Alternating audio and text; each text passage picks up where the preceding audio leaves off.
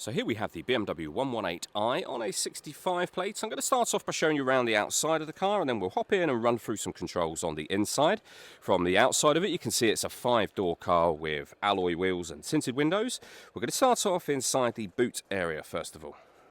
As we approach the back of the car, you can see we have reversing sensors, plenty of boot space along with that 60/40 split folding rear seat should you wish to increase this space even further again.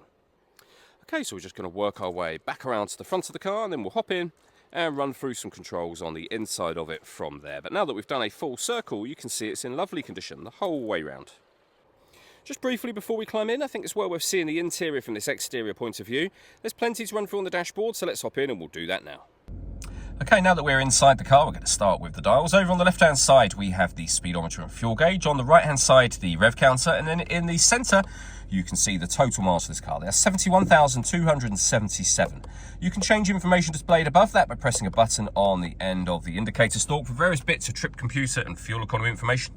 We have cruise control and speed limiter on the left-hand side of the steering wheel, and phone and stereo controls on the right-hand side. You'll only be able to choose the phone controls after you pair the phone up to the car, which is done over on the central screen just here under the telephone heading, of course. The movement that you can see me making on the screen currently is being done using the iDrive system, which is essentially this dial. You can do virtually everything from here. You have got buttons that surround it, so for example, if we want satellite navigation, we can push that button down and we will be in the sat-nav menu, as you can see. Using the dial, I can access the options over to the left-hand side. I can also come back to the main menu. We can pair up our telephone, which you saw a moment ago. We can access our radio menu. We've got, as you can see there, FM, AM and DAB radio available. If you want to listen to your own music, you can do so under the multimedia heading. We have a CD player.